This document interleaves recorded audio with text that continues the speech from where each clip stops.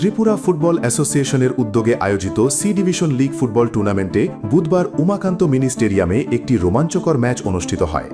এই ম্যাচে জম্পুইজলা প্লে সেন্টারের মুখোমুখি হয় সাই এসটিসি। ম্যাচের শুরু থেকেই জম্পুইজলা প্লে সেন্টার আক্রমণাত্মক খেলা প্রদর্শন করে প্রতিপক্ষ দলের ওপর ক্রমাগত চাপ বজায় রাখে।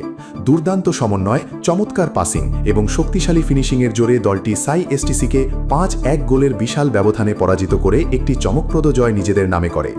এই জয়ের সবচেয়ে বড় নায়ক ছিলেন কাতাল জমাতিয়া, যিনি একাই 4টি গোল করে দলের জয়ে গুরুত্বপূর্ণ ভূমিকা পালন করেন।